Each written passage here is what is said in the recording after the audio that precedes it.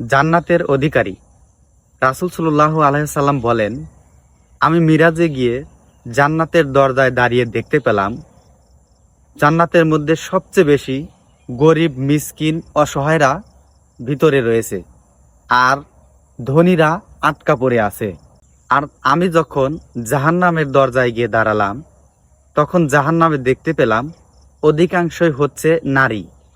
তো হজরত মুহাম্মদ সাল্লাল্লাহু আলাইহি সাল্লাম আমাদেরকে বলেই গিয়েছেন, দেখেন আমরা অনেকে আছি গরিব, অসহায়, আল্লাহর সাথে মন খারাপ করি, আল্লাহ আমাকে এইটা দিলা না, সেইটা দিলা না।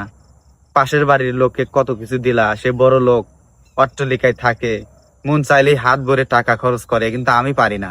বিশ্বাস করেন ভাই, নবী রাসূল সাল্লাল্লাহু আলাইহি সাল্লাম যেটি বলেছেন সেটি 100% গ্রহণযোগ্য। আর আপনার যদি বিশ্বাস না থাকে তাহলে আপনি নাফরমান হয়ে যাবেন। গরিব, অসহায় এরাই বেশিরভাগই হবে জান্নাতি। তাহলে আমাদের দুঃখ কোথায়? আমরা গরিব থাকি দুনিয়ার মধ্যে, দুনিয়া তো ক্ষণিকের, কিছুদিনের জন্য, ক্ষণস্থায়ী দুনিয়া। না হয় একটু কষ্ট সহ্যই করলাম,